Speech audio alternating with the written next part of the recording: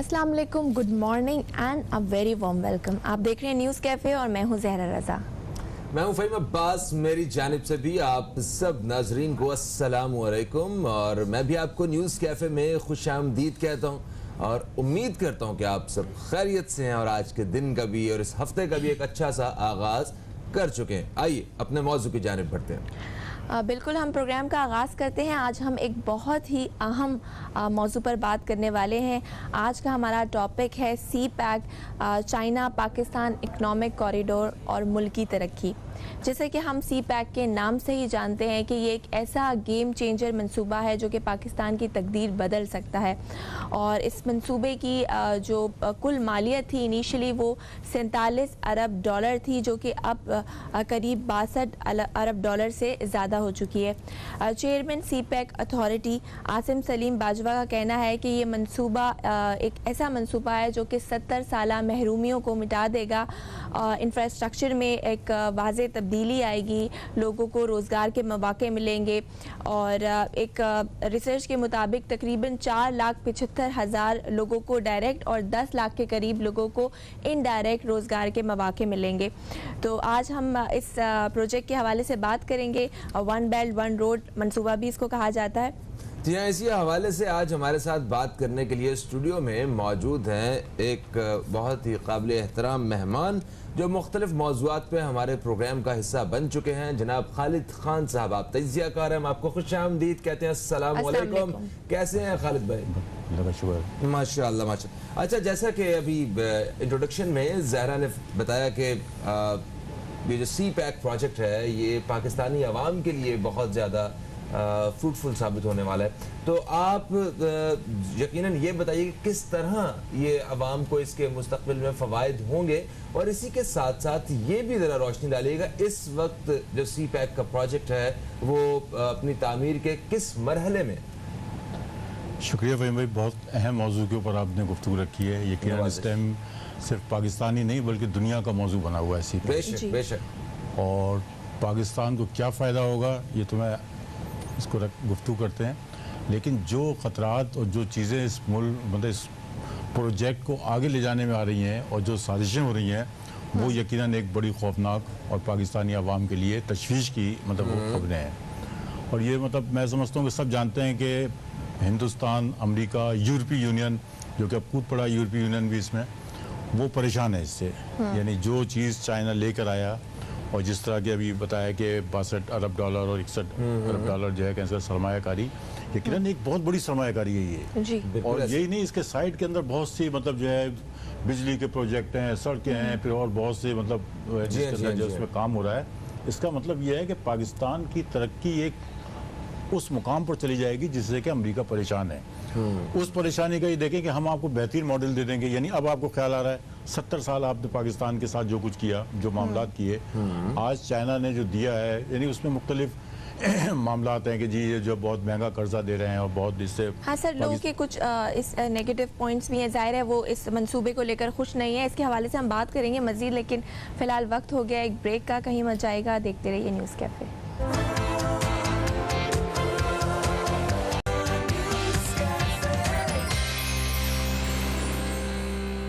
जी दोस्तों, एक वक्फे के बाद आप सबको फिर से खुशामदीद। आप देख रहे हैं न्यूज़ कैफ़े और न्यूज़ कैफ़े में आज हम बात कर रहे हैं सी पैक और मुल्क की तरक्की के हवाले से। हमारे साथ स्टूडियो में मौजूद हैं जनाब खालिद खान साहब, आप तजियाकार हैं। और वक्फे से पहले आप खालिद साहब आप जवाब दे रहे थे कि पाकिस्तान ये जो सी पैक है ये इस वक्त तरक्की के किस मरहले में है और पाकिस्तानी अवाम को इससे क्या क्या फ़वाइद हासिल हो सकते हैं और हो रहे हैं, इस बारे में आप बता रहे थे। मैं चाहूँगा प्लीज़ कंटिन्यू कीजिए। तो फिर भाई बात ये हो रही थी कि एक जब ये प्रोजेक्ट आया 2013 से, मतलब ये कि चाइना पाकिस्तान के मामला चले, फिर 15 में से लेकर 30 तक का इसका अपना टारगेट है। अब इस सूरत के अंदर यकीनन अमेरिका की बेचैनी तो शुरू हो गई, इंडिया की भी बेचैनी शुरू हो गई। बल्कि जब चाइना के सदर इंडिया के दौरे पे गए तो उसने बाकायदा उनसे कहा कि ये आप जो है जो मकबूजा इलाके हैं उसके ऊपर से लेके जा रहे हैं, उस पर एतराज़ कर, जिसको सख्ती के साथ उन्होंने मुस्तरद किया।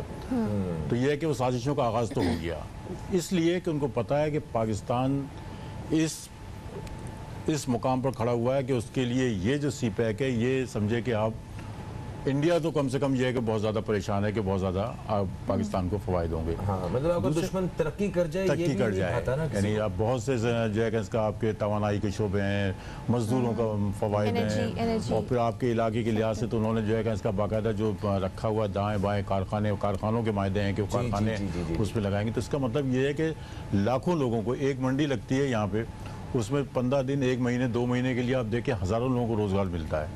तो भाई ये आपको जो है 62 अरब डॉलर का जो है कि इसका प्रोजेक्ट वो है, तो इसके अंदर लोगों को तो फ़वाइद होंगे, उसको अच्छी तरह अंदाज़ा है।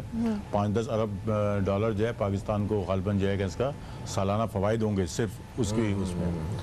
तो और उसमें चाइना को भी फ़ायदा है, यकीनन वो इतना जब लगा रहा तो उसको भी फ़ायदा है। वो जो 12,000 किलोमीटर से जो है कि उसका जो ऑयल आता है, वो जब ये बन जाएगा तो 2000 आ जाएगा। तो इसका मतलब ये है कि चाइना को भी फायदा है। यकीनन चाइना जब सरमायाकारी करा तो अपना फायदा तो देखेगा ना वो।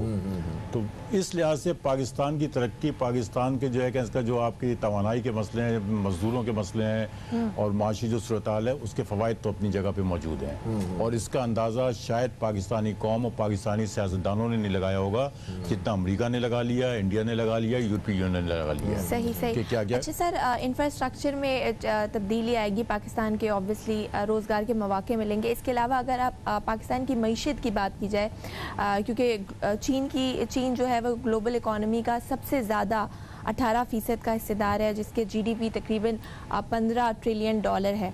तो इस मंसूबे के तहत अगर पाकिस्तान की मईशत को देखें तो उसमें किस तरह के पॉजिटिव इम्पैक्ट्स आएंगे? देखिए, मैं आपको बताऊं, पाकिस्तानी मईशत के बारे में जो सूरत हाल है वो तो सबको पता है जी। फिगरों के ऊपर चल रही है, वो इतने फिगर है, इतने ऊपर है, नीचे है। अहम चीज़ ये है कि ये जो चीज़ है, जिस तरीके से मतलब अब भी आप माशी लिहाज से, आपके कारोबार के लिहाज से, अपने जितने दरामदात और बरामदात है, उसका ताल्लुक सबका यूरोप से है। उन तमाम चीज़ों का ताल्लुक उसी से है।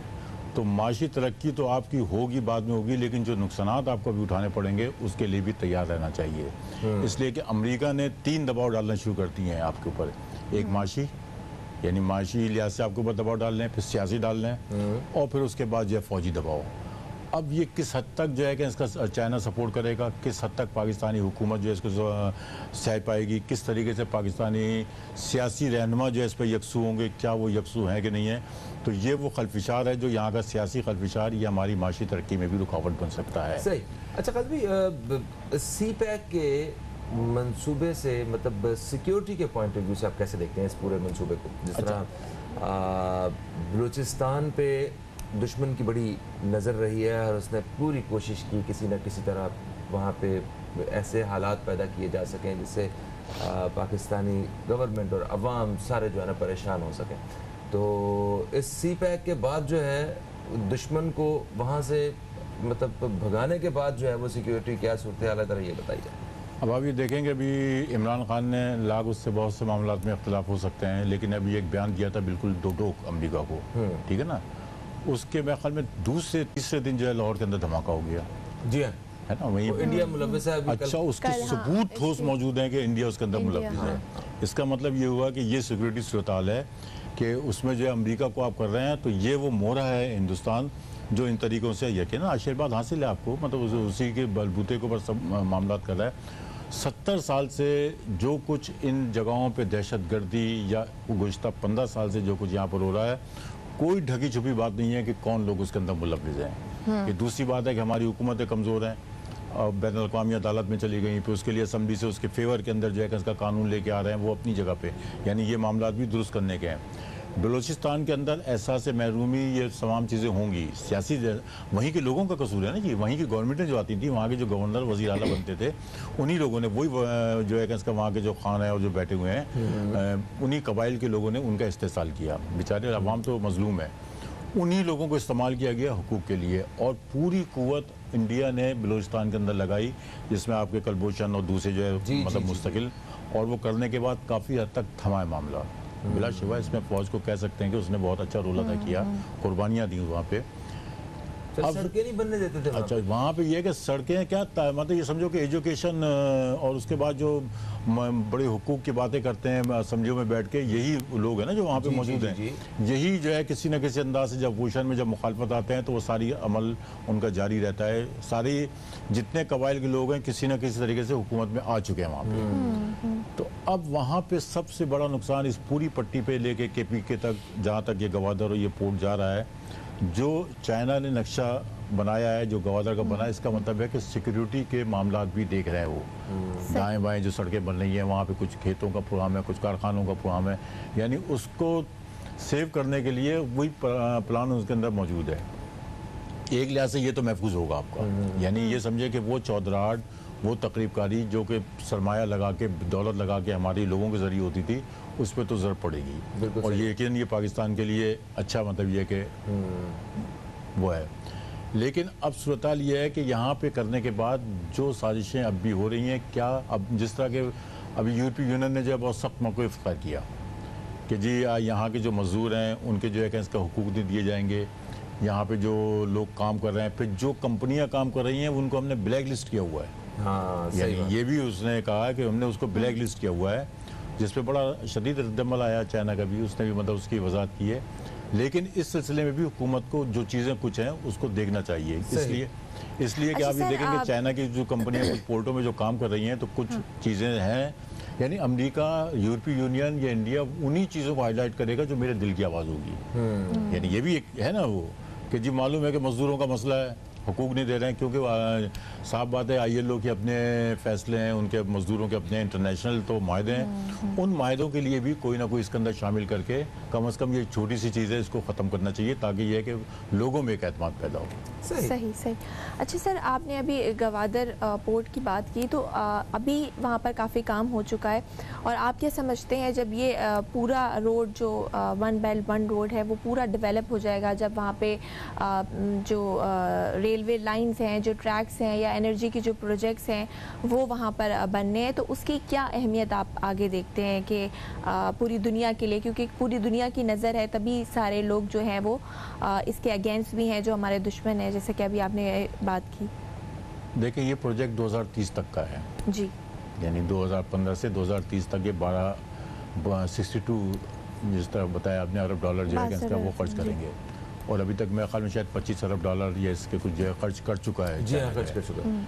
अब दूसरा फेज़ अभी आ रहा था कि दूसरा फेज़ इसका शुरू होने वाला है, तो अब इसके आगे क्या होगा ये तो एक यानी तवील वो है, जद्दोजहद है, जो कि मतलब लड़ना है, देखना है, मुल्क की सूरत हाल का मामला है, ये तमाम चीज़ें हैं। लेकिन जो पैसा, जो उनका प्लान है, जो सामने आया है, वो तमाम चीज़ें अगर खुशउस्लूबी से हल हो जाती हैं, तो ये समझें कि चाइना जो है यूरोपीय यूनियन तक पहुँच गया।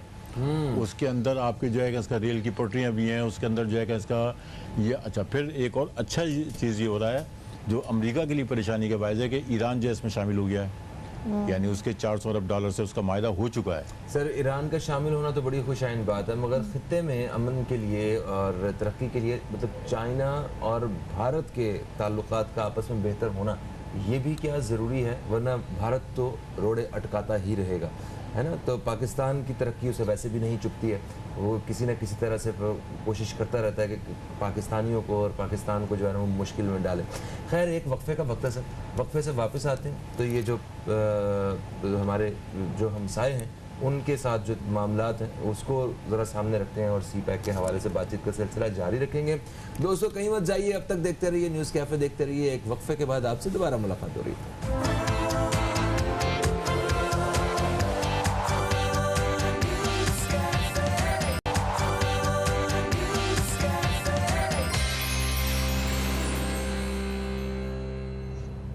जी, एक ब्रेक के बाद आपको फिर से न्यूज़ कैफ़े में खुशामदीद करते हैं। मैं हूँ ज़हरा रज़ा, फ़हीम अब्बास मेरे साथ मौजूद हैं, और स्टूडियो में हमारे साथ मौजूद हैं खालिद ख़ान साहब, जिनसे आज हम बात कर रहे हैं CPEC और मुल्क की तरक्की के हवाले से कि CPEC से किस तरह पाकिस्तान की मईशत जो है उसमें बेहतरी आएगी, किस तरह से लोगों को रोज़गार के मौके मिलेंगे, क्या कौन से वो प्रोजेक्ट्स हैं जो CPEC के अंडर इस वक्त ज़ेर अमल हैं। सर, आपने बताया कि CPEC एक ऐसा प्रोजेक्ट है, कितना बड़ा, इतने मिलियन डॉलर्स का, बिलियन डॉलर्स का, जिस पे सबकी नज़रें हैं।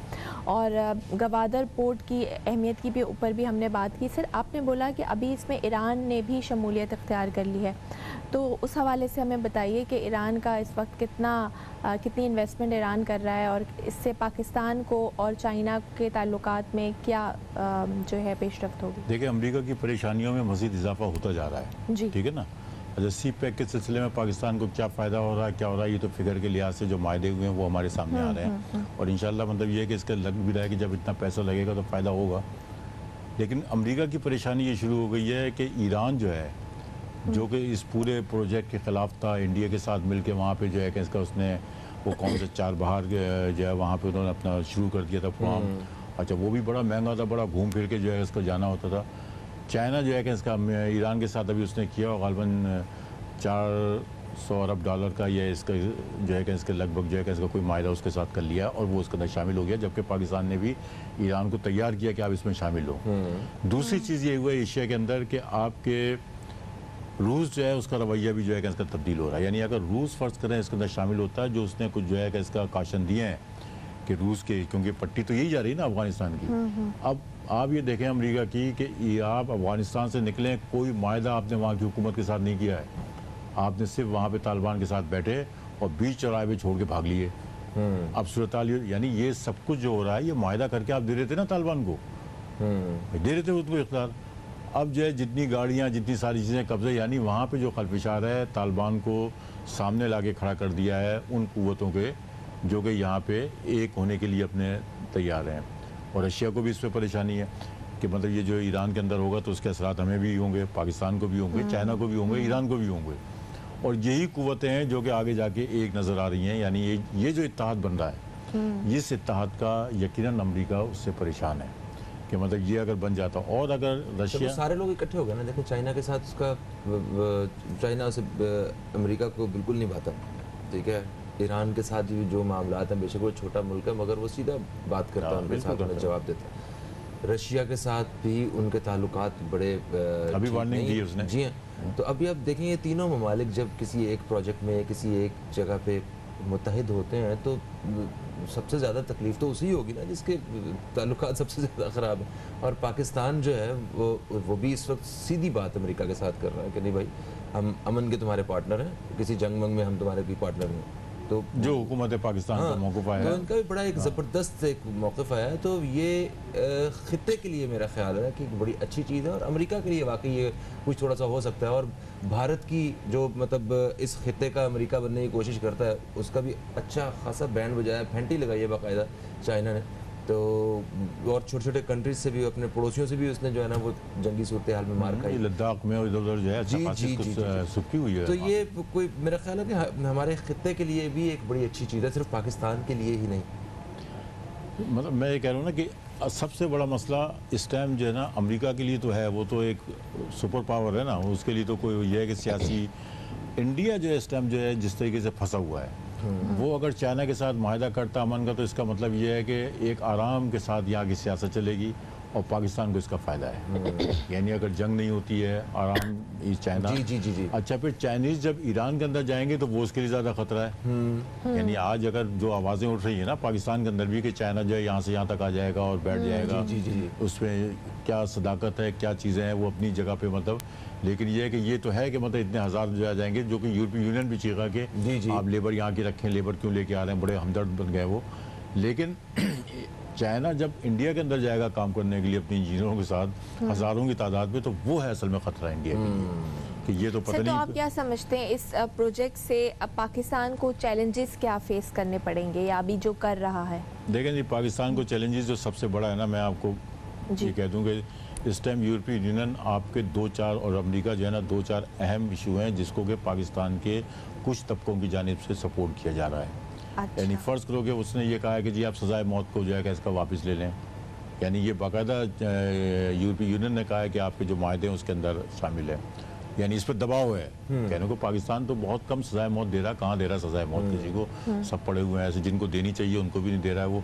तो यहाँ पे तो इसके सर उनके नज़रिए के मुताबिक ये है कि आप किसी की जान नहीं ले सकते। अगर कोई ऐसा शख्स जो सोसाइटी के लिए बड़ा खतरनाक है तो आप उसको उठा के अलग कर दे, सारी जिंदगी के लिए उसे कैद कर दे। अच्छा, ये किसी की जान नहीं, चूंकि पाकिस्तान माहदे कर चुका उनके साथ, है ना, तो उनके फिर उसके लिहाज से सियासी सूरत हाल है, सियासी सूरत हाल, मजहबी सूरत हाल, इसको अगर हुकूमत पाकिस्तान ने तदब्बुर के साथ कंट्रोल कर लिया। देखिए ना, यहाँ तो बड़े से ग्रुप हैं जिनमें जो है कि इसका इंतहा पसंदी की इतनी सोचें हैं कि मतलब कहीं बैठने के लिए तैयार नहीं है। उसकी वजह यह है कि बैकडोर जो मामला होते हैं, तो मैं समझता हूँ कि अगर इन मामला को कंट्रोल कर लिया गया, यानी मजहबी जो मामला हैं उनको, सियासी मामला को, फिर फौजी लिहाज से अगर प्रेशर में नहीं आए, यानी हमारी हुकूमत ये होता है कि फ़र्ज़ करें कि इमरान खान साहब हैं, उनको ये नज़र आ जाए कि बस अब अमेरिका जो है कि इसका कूद पड़ेगा, आप जो है एटमी क़ुव्वत हैं, अगर वो आपके बहुत से मामलात के अंदर जी यूँ हो गया, आपका जो है कमज़ोर है, आपका डिफेंस सिस्टम कमज़ोर है और आप इसको चला नहीं पा रहे हैं और हम यूँ करेंगे और लागे पूरी यूरोपीय यूनियन इनको बैठा दें आप वहाँ पे कि ये ख़तरा है,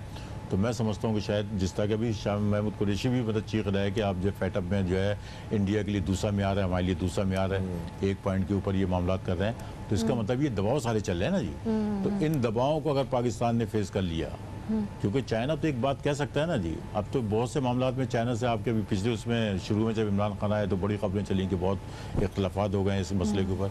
तो अब ये पाकिस्तानी हुकूमत के ऊपर है, अगर वो सर्वाइव कर गई, जो इमरान खान कह रहे हैं कि जी मैंने जो है कि इसका उसको शटअप कॉल दे दी है और ये कर दिया है, वो तो कह रहा है मैंने अड्डे के लिए तो कहा, तो थोड़ी कहा है, मैं तो फ़ज़ाई हदूद के लिए कहा, वो मुझे मिल गए। मतलब ये कह रहा है ना, मैं हवाई अड्डे नहीं दूंगा, मैं अड्डे फौजी अड्डे नहीं दूंगा अमेरिका को। उसने कहा हाँ सही है, नहीं दे रहा, मैंने कब कहा उससे, हमने तो फ़ज़ाई हदूद के लिए कहा है, वो हमें मिल गया, तो कहीं से बैठ के भी मिसाइल फेंक सकता है।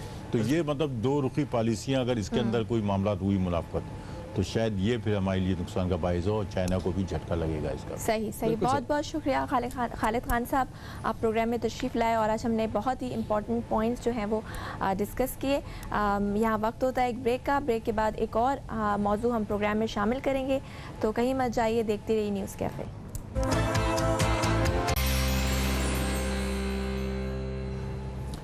जी दोस्तों, एक वक्फे के बाद आपको फिर से खुशामदीद कहते हैं हम न्यूज़ कैफ़े में। मैं हूं फ़हीम अब्बास और मेरे साथ दे रही हैं ज़ारा रज़ा, और प्रोग्राम के इस हिस्से में, दूसरे हिस्से में हम बात करने वाले हैं एक नहायत अहम मौजू के हवाले से, जिसका डायरेक्टली ताल्लुक़ हमारी ज़िंदगियों से। आपको पता है कि हर साल हज़ारों अफराद ट्रैफिक हादसात की वजह से अपनी जान गंवा देते हैं। इसी के साथ साथ कितना ज़्यादा नुकसान होता है माली एतबार से, उनकी गाड़ियाँ वगैरह वो तबाह हो जाती हैं, अमलाक जो है उसको नुकसान पहुँचता है, कितने लोग जो हैं वो माजूर हो जाते हैं ज़िंदगी भर के लिए। ये भी एक ख़तरनाक हद तक अदाद-ओ-शुमार देखने को मिलते हैं। तो आखिर ये ट्रैफिक कवानीन की पासदारी ये हमारे लिए कितनी ज़रूरी है, और मतलब बहुत सी जगहों पे ऐसा होता है कि हम जान अपनी तरफ से कोई खिलाफ वर्जी नहीं कर रहे होते हैं, मगर हमसे खिलाफ वर्जी हो रही होती है। हम ऐसे गर्मी की वजह से हेलमेट उठा के टंकी पे रखा हुआ है, उसकी वजह से आप देखें वो खिलाफ वर्जी है। हेलमेट का सबसे ज़्यादा फ़ायदा अगर किसी को है ना, तो वो बाइक चलाने वाले को ही है, और किसी को उसका फ़ायदा नहीं। अगर सीट बेल्ट हमने नहीं लगाई हुई, और या जो पैसेंजर सीट है अगर उस पर भी अगर किसी ने सीट बेल्ट नहीं लगाई हुई, तो वो हम खिलाफ वर्जी कर रहे हैं। तो कवानीन की पासदारी के हवाले से आज हम अपने प्रोग्राम में बात करने वाले हैं। हमारे साथ आज स्टूडियो में एक बहुत ही अहम शख्सियत मौजूद है, और हमें बड़ा फ़ख्र है कि हमारे साथ आज वो न्यूज़ कैफ़े में मौजूद है, जिनसे हम बहुत सारी मुफीद मालूमात हासिल करने वाले हैं। हमारे साथ हैं DIG मोटरवे जनाब अली शेर झकरानी साहब, हम आपको खुश आमदीद कहते हैं। अस्सलाम वालेकुम, कैसे हैं सर आप? वालेकुम सलाम व रहमतुल्लाह। फ़हीम भाई, सारा रज़ा, आपकी बड़ी मेहरबानी, आपने मुझे बुलाया, थैंक यू वेरी मच। नवाजिश बहुत शुक्रिया सर, आपने हमें वक्त दिया, आप प्रोग्राम में तशरीफ़ लाए। सर ट्रैफ़िक कवानीन के हवाले से आज हम बात करेंगे। सर ट्रैफ़िक कवानीन की पासदारी के लिए मेरे ख्याल है सबसे पहले जो ट्रैफ़िक रूल्स हैं, ट्रैफ़िक लॉज हैं, ट्रैफ़िक के जो कवानीन हैं उनको जानना ज़रूरी है। आप क्या समझते हैं कि हमारे मुल्क में कितने फ़ीसद लोग जो हैं वो ट्रैफ़िक कवानीन को जानते हैं? मैडम, बहुत अच्छा रेलेवेंट क्वेश्चन है, इंफॉर्मेटिव। अगर मेरा रिप्लाई प्रॉपरली हुआ तो मेरे ख्याल में ये मैसेज काफ़ी अच्छा जाएगा। अगर मुझे इजाज़त दें तो मैं 2 मिनट आपको थोड़ा सा इंट्रो जी पॉइंट ऑफ व्यू से आपको बता दूं, क्योंकि किसी चीज़ की ऑब्जेक्टिविटी पे आप तब बिलीव करते हैं जब उनको एक बैकग्राउंड पे, बैकड्रॉप पे सारी चीज़ें आप बता देंगे। इस वक्त आपको पता है कि दुनिया में 13.5 लाख बंदे सिर्फ एक्सीडेंट से फौत होते हैं। कोलेटरल डैमेजेस की बात नहीं हो रही है। दुनिया भर में 13.5 लाख सिर्फ फौतगी की बात हो रही है, सही। डेथ की बात हो रही है। अगर उसी चीज को हम पाकिस्तान में लाते हैं, हमारे 30 से 33 हजार बंदे जी। पर एनम डेथ, सिर्फ डेथ की बात हो रही है 20-35 हज़ार बंदे सालाना जो है वो एक्सीडेंट्स की वजह से मर जाते हैं। Because of accident. जो हमारे मोटरवेज है, नेशनल हाईवे है, आप फार्म टू मार्केट रोड ले लें, जो प्रोविंशियल हाईवेज ले लें, सारे सब की बात हो रही है। सही। अगर एक चीज हम ऐड सिर्फ एक्सटेंशन दे दें, आपको पता है 50,000 बंदे ऐसे हैं जो एक्सीडेंट से रिलेटेड ट्रामाटाइज्ड हो जाते हैं, हैंडीकैप हो जाते हैं, डिस्प्लेस हो जाते हैं, इनकेपेबल हो जाते हैं, इनकैपेसिटेटेड हो जाते हैं। तो आप 50,000 प्लस 30,000, मैं 33,000 भी नहीं करता, मैं 35,000 भी नहीं करता, तो 80,000 बंदे डायरेक्टली इनडायरेक्टली आपके अफेक्टेड है बिकॉज ऑफ एक्सीडेंट्स। एक्सीडेंट। 80,000 खानदान मुतासिर होते हैं असल में। सर मैं आ रहा हूँ, एक बंदा 10-15 बंदे को डील करता है। अगर उसी चीज पे आप आ जाते हैं तो आपका रेशो कहाँ पे जाता है? ये एक्सीडेंट्स क्यों हो रहे हैं? आपको पता है मूवमेंट क्यों है? या तो ये जॉब में होते हैं या अर्निंग सोर्स हो जाते हैं। अगर उस सोर्स को आप खत्म करते हो तो खानदान को आप डायरेक्टली अफेक्ट कर रहे हो। आपके पॉवर्टी नहीं, प्योनरी साइड पे आप इतने डाउन चले जाते हैं कि आपको उसको कवर करने के लिए आपको साल मेहनत करनी पड़ती है। ऐसा ही है। वो कहते हैं prevention is better than cure. जी हाँ। आप बाद में कितने प्रोग्राम बनाए, सोशल एस्पेक्ट के प्रोग्राम बनाए, आप मेडिकल साइड पे उनको ट्रीटमेंट दे दें, क्या जितना खर्चा इसी पे हो वो खर्चा प्रिवेंशन पे आप दे देंगे तो इतने खानदानों को आप बचाएंगे। सर एग्जैक्टली आपने बिल्कुल सही जगह पे सर आप मतलब आप सर गाइड कर रहे हैं हमें। एक वक्फा आ गया और हमें वो फौरी तौर पे वक्फे पे जाना है। एक वक्फे के बाद दोस्तों आपसे दोबारा मुलाकात हो रही है, कहीं मत जाइए, अब तक देखते रहिए न्यूज़ कैफे, देखते रहिए।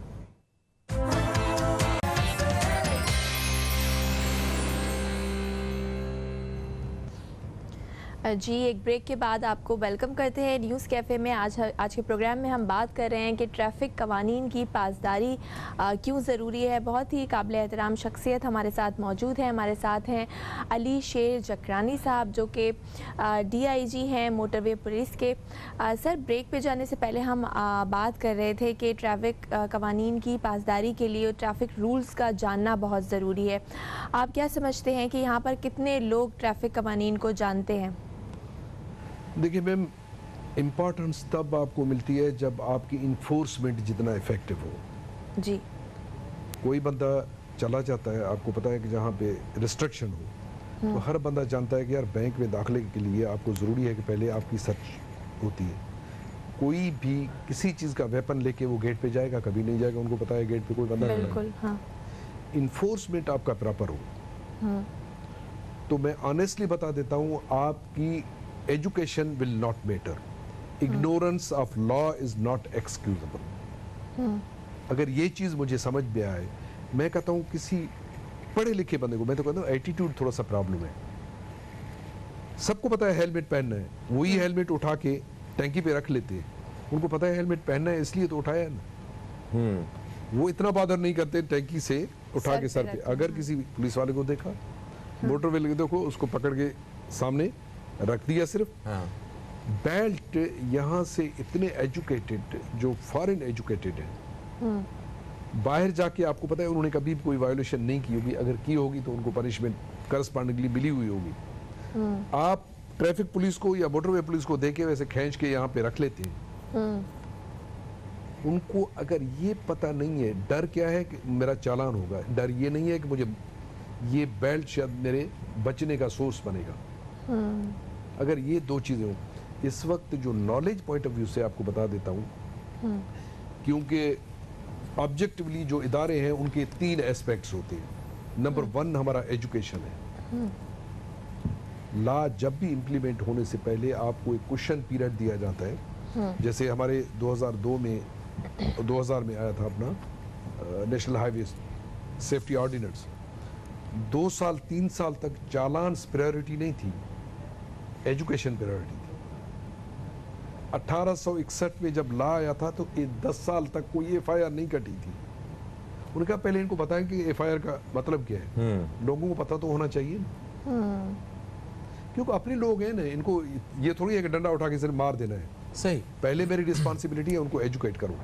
अगर education point of view, knowledge point of view है, मैं आपको ये यकीनन कह देता हूँ, दो चीजें एस्पेक्ट्स में सर, मैं एक सिर्फ पॉइंट, एक होता है नॉलेज। नॉलेज आप ऐसे समझे मोर देन 80% को है।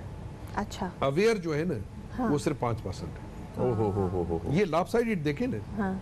वो हमें हार्मोनाइज और टेंडन करना है, अवेयरनेस और एजुकेशन। सही। सर देखिए, दुनिया भर में सड़कों का निज़ाम है, सड़कों के जाल बिछे हुए हैं, गाड़ियां जो हैं, मोटरसाइकिलें वो सड़कों पे आती हैं। हर मुल्क ने इसको, ट्रैफिक को जो है वो काबू करने के लिए कवानीन बनाए हुए हैं और अपने अपने हिसाब से हर जगह पे कवानीन की पासदारी भी की जाती है। जो कामयाब और बेहतरीन ट्रैफिक के निज़ाम के जो मॉडल मिलते हैं, उसमें मेरा अपना मुशाहिदा है, तो वो बताइएगा कि वहाँ पे जो ड्राइविंग लाइसेंस है उसको शनाख्ती कार्ड की हैसियत हासिल है। अगर आपने वहाँ पे कोई खिलाफ वर्जी की है तो उनको डर ये है कि ये हमारे इतने पॉइंट्स हैं, 6 दफ़ा या 5 दफ़ा या 4 दफ़ा जो भी होता है, अगर उसके ऊपर वो लग गया कि जनाब आपने खिलाफ वर्जी की है तो आपको ड्राइविंग लाइसेंस कैंसिल हो सकता है, आप गाड़ी ख़रीद नहीं सकते और पता नहीं कहाँ कहाँ उसके नुकसान होते हैं। इसलिए लोग वो दूर के डर को सोचते हुए खिलाफ वर्जी नहीं करते। हमारे यहाँ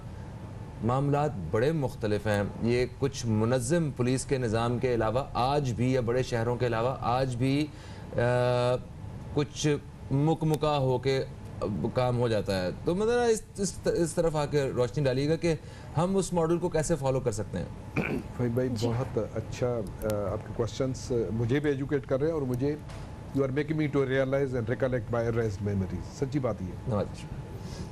देखिए, दुनिया के जो मॉडल्स हैं वो रोड के और इन्फोर्समेंट के दो हैं। एक वेस्ट मॉडल है जिसको हम जर्मनी को स्टार्ट कर लेते हैं, ऑटोबान। यस।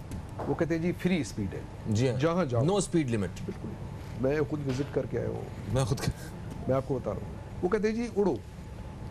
आपको पता है वो रोड कैसे बना हुआ है, न जिगजैग क्लियर आपको नजर आएगा, ना आपको अप्स एंड डाउन्स नजर आ जाते हैं।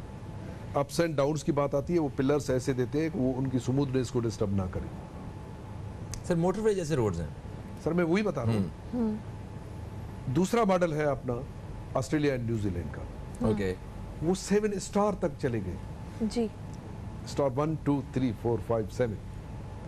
आपको पता है हमारे रोड्स न ऑटोबान को मैच करते हैं, न हम किसी को फॉलो नहीं करते। ठीक है। रोड्स आपके बनते हैं, कोई PC1 तैयार नहीं होता। आपकी लिमिटेशन अपनी जगह पे, मैं टेक्निकल बंदा नहीं हूं। जब भी रोड बनाते हैं उनका पैकेज बनता है, इनके साथ मोटरवे का इदारा होगा, इतने बंदे रिक्रूट होंगे, इतने बंदे ट्रेंड होंगे, इतने बंदों को यहाँ फैसिलिटीज दी जाएंगी, ये गैजेट्स, व्हीकल्स और इंस्ट्रूमेंट्स दिए जाएंगे। ये सारा एक ही पैकेज के साथ चलता है। यहाँ पे सिर्फ रोड बना के कहते हैं कि कहीं रिसोर्सेज जितने एग्जिस्टिंग है। अब मेरा जो इस वक्त स्ट्रेंथ है वो उन्होंने पकड़ के मुल्तान मोटरवे पे लगा दिया। भाई एक्सीडेंट चाहे वहां पे हो चाहे यहाँ पे हो, एक्सीडेंट तो होने हैं ना। जी हाँ, जी हाँ। क्योंकि आपके resource up to the mark है नहीं। एक तो ये प्लानिंग की। दूसरी जो बात है, आपको पता है दुनिया में एक चीज फहीम भाई आपको पता होगा कि गुड्स ट्रांसपोर्टेशन हमेशा या शिपिंग या ट्रेंड के जरिए हो जाती है। सही है। आपके दोनों इदारे फेल हैं। आपकी ट्रांसपोर्टेशन कहाँ आ गई? रोड्स पे। रोड्स पे आ गई। सही है। आपके रोड्स की टोटल कैपेसिटी है 30 टन। अच्छा। आप उनको जितना भी कहते हैं वर्स्ट कम वर्स्ट 60 टन तक ले जाते हैं। 60 टन आपका लिमिट है। 60 टन से 1 टन बढ़ेगा, आपका रोड बैठ जाएगा। अब अच्छा। मैं आज फ्रैंकली आपको बता दूं, ये रोने का मकाम है कि आपके यहाँ पे 120 टन तक ट्रॉलर चल रहे हैं। तो ये इतने वेट के वो पॉइंट्स बने होते हैं, वहाँ पे क्या वेट होता है? सारे पॉइंट्स डिसफंक्शनल हैं। Oh my God. इनोसेंटली मैं कन्फेस कर रहा हूँ। वजह ये कहते हैं कि जी क्या लोगों को हम फूड ना पहुँचाएं। मैं कहता हूँ बिल्कुल, सोशल साइड पे ऐसा ही कह रहे हैं। क्या हमें कोविड पॉइंट ऑफ व्यू से चीज़ें नहीं पहुंचानी चाहिए? देखिए, गवर्नमेंट का तो एक कहते हैं अम्ब्रेला कुछ और है ना।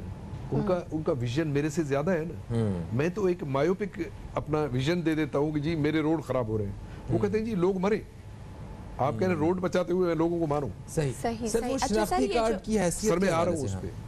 वहाँ पे जितने भी ट्रेन ड्राइवर्स होते हैं, इस वक्त हमारे जितने भी एक्सीडेंट्स हो रहे हैं 80% ड्राइवर्स रिलेटेड एक्सीडेंट्स हैं, 80%। I am on record. वो ड्राइवर कहाँ से ट्रेनिंग ले रहे हैं? कोई, मैं कराची को अभी फॉर इंस्टेंस ले रहा हूँ, आपके कराची में एक भी इदारा गवर्नमेंट का नहीं है जहाँ पे ड्राइवर स्ट्रैंड हो जाए। 2016 से लेके हम कोशिश कर रहे हैं कि गवर्नमेंट ऑफ सिंध के साथ हम ज्वाइंट वेंचर करें कि जी आपके लोग हैं, सिंध के लोग हैं, वो मेरे लोग हैं, आप हमें सिर्फ बिल्डिंग दे दें, जमीन दे दें, आपके लोगों को हम फ्री ट्रेनिंग देने के लिए। अच्छा सर, यहाँ पर ट्रेनिंग अगर आपको चेक करना हो, आप जो पुलिस एहलकार होते हैं ट्रैफिक पुलिस के, वो चेक करते हैं, लाइसेंस चेक करते हैं। लाइसेंस बना हुआ इट मीन्स कि इसको ड्राइविंग आती है, इसने कहीं ना कहीं से ट्रेनिंग ली है। लेकिन यहाँ पर तो लाइसेंस भी पैसे देकर बनवा लेते हैं विदाउट एनी ट्रेनिंग, कोई ट्रेनिंग इंस्टीट्यूशन ज्वाइन किए बगैर। तो सर यहाँ का क्राइटेरिया आप क्या समझते हैं, क्या चेंज होने की ज़रूरत है? ये जो ड्राइविंग लाइसेंस चंद पैसे दे के या आपने किसी की सोर्स से बनवा लिया, तो ये लॉज को स्ट्रिक्ट होना कितना ज़रूरी है? मैडम बहुत अच्छा सवाल है। मैं आपसे एक सवाल के तौर पे पूछना चाहता हूँ। कोई मेडिकल डॉक्टर जो बनता है, हाँ। वो primary education, secondary education, HSC, उसके बाद मेडिकल में 5 साल लगाने के बाद वो डॉक्टर बनता है। ऐसा ही है। एप्रॉन पहनने से कोई डॉक्टर बन सकता है? नहीं। अगर उसी स्पेक्स की बात आ रही है, मैं कहता हूँ कि इदारों की एब्सेंस है। हाँ। जहां आपसे कोई पूछे कि आपने ट्रेनिंग कहाँ से ली है, कोई कुछ पता नहीं है। वो कहेगा जी मैं छोटू था, छोटू जो कहते हैं छोटे ड्राइवर को, अच्छा सही। वो ड्राइवर का जो हाँ। सर्वेंट होता असिस्टेंट है, जो होता है उसका, हाँ, हाँ। वो बेचारा कहता है कि मैं एक्सीडेंट करते करते तो सीखा हूँ। आप कभी उनका इंटरव्यू तो करके देखें। अब आपके पास ये चीजें आप बिल्कुल स्ट्रिक्ट कर दें, आपके रोड तो ब्लॉक हो जाएंगे, लोग मरना शुरू कर देंगे, वो प्रोटेस्ट कर देंगे। आपके ग्रुप्स, प्रेशर ग्रुप्स बने हुए हैं। देखो, जब तक उनको आप हल नहीं बताएंगे, सपोज करें मुझे ये है कि 50 के स्पीड के नीचे जितनी गाड़ियां हैं मुझे मोटरवे पे चढ़ने नहीं देना है। हाँ। वो गाड़ियां कहाँ से आ रही हैं? कंट्रोल मॉनिटर्ड सिस्टम है। सर यहीं टोल से प्लाजा हम से क्रॉस करते कंटिन्यू हैं? करेंगे माजरत के साथ। एक ब्रेक का वक्त हो गया, कहीं मत जाएगा। मिलते हैं एक छोटी सी ब्रेक के बाद।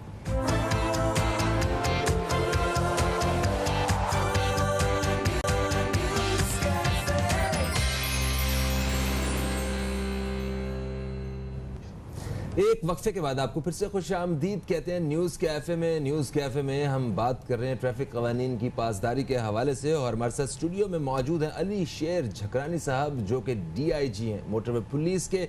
सर, बड़ी ज़बरदस्त किस्म की गुफ्तगू और मालूमाती गुफ्तगू जारी है, और मैं अभी थोड़ा सा हम और आगे बढ़ते हैं। देखें, आपने बताया कि हमारे यहाँ जो अवेयरनेस के मामलात हैं और ट्रैफिक की एजुकेशन के जो मामलात हैं वो बड़े ही ख़तरनाक हैं, कोई इतने अच्छी सूरत हाल नहीं है।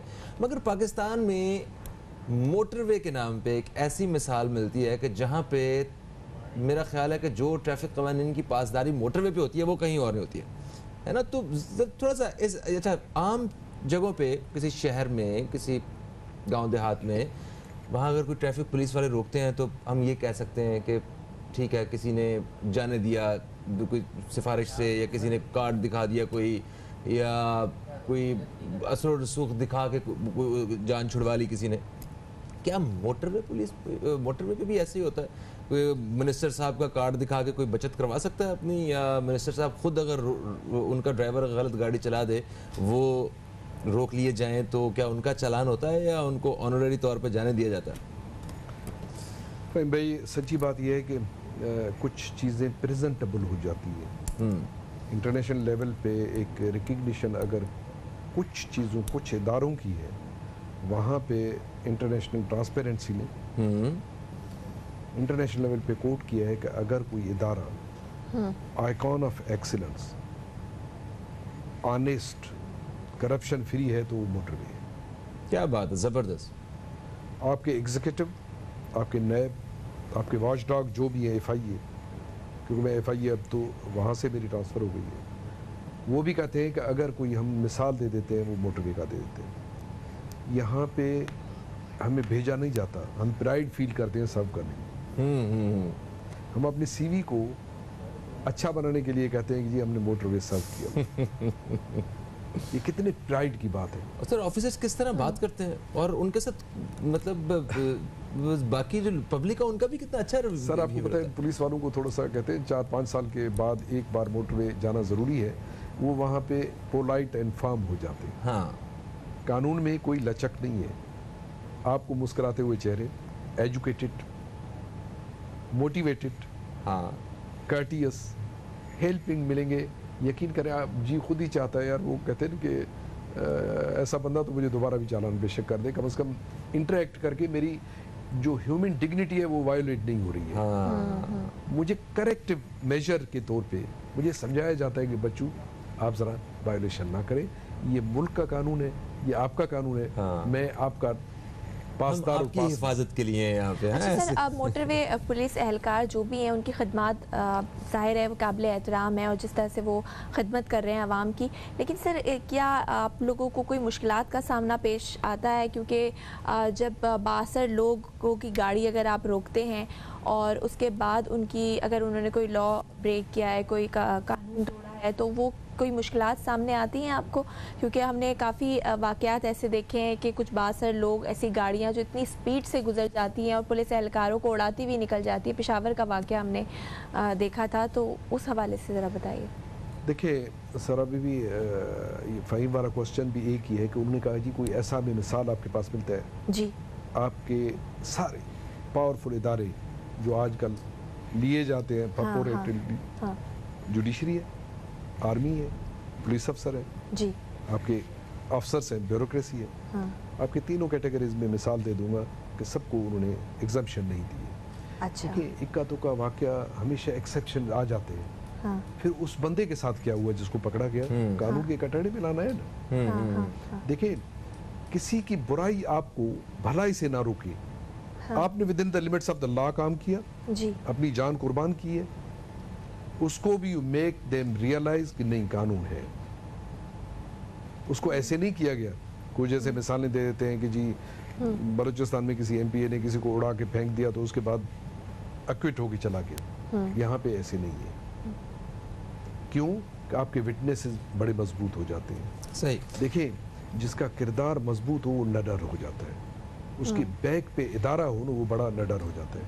आपके आर्मी अफसर्स, लास्ट टाइम किसी में बड़े अच्छे अफसर की बात आपको बता दो, पनवाकिल में जनरल के रैंक का बंदा, सिर्फ बेल्ट नहीं था, अच्छा, उसको रोका गया, हाँ, उसने हाथ ऊपर किए, उनके अर्दली उनके स्क्वाड ने कहा सर, उन्होंने कहा पीछे जाओ, मुझे मिसाल कायम करना है। हाँ, सर एक और इस प्रेसिडेंट बच्चे की जुर्रत को शाबस नहीं है कि जनरल की गाड़ी को रोक के कहता है जी आपने वायोलेशन किया, आई एम सॉरी। और सर होना भी इसकी यही जुर्रत चाहिए, को कानून सलाम तो नहीं है सबके- कि उसने पाकिस्तान के कानून और कॉन्स्टिट्यूशन को आगे रखे, उससे बिल्कुल बात सही की। बात। हमारे एक सर्विंग आईजी सिविल ड्रेस में जा रहे थे, हाँ, उसको उन्होंने रोका, हाँ, उसने अपनी पहचान किए बगैर चालान पेश की। मैं अपना मिसाल दे रहा हूँ हाँ, कि डिकॉय सिस्टम हमारा ये होता है, कैमोफ्लेज में आप कर देते हैं किसी प्राइवेट गाड़ी में बैठ के। उन्होंने बिल्कुल गाड़ी रोका, चालान किया, मुझे मैसेज आज तक मेरा मैसेज मेरे पास है। तो उन्होंने चालान कर दिया, तो अप्रिशिएट सही। किया गया। हाँ। हालांकि सब्सिक्वेंटली पता चला कि उन्होंने कहा ये की स्पीड हम क्रॉस कर चुके थे। हाँ, देखिए डिस्क्रिमिनेशन नहीं है, हाँ, डिफिकल्टीज देखिए, 9 challenges make your life interesting, जी, overcome them is meaningful. Sir हमें फ़ख्र है कि पाकिस्तान में मोटरवे पुलिस जैसा भी ट्रैफिक का निज़ाम मौजूद है और जिसके शफाफ निज़ाम को दुनिया भी तस्लीम करती है, और आप जैसे ईमानदार अफसर का DIG होने पे भी हमें फ़ख्र है। बिल्कुल सर। और हमें नेक तमन्नाएं हैं आपसे, आपके लिए कि आपकी मौजूदगी से जो है ये डिपार्टमेंट जो है ये फ़ायदा उठाए। दोस्तों प्रोग्राम का वक्त अपने अख्ताम की तरफ आ चुका है।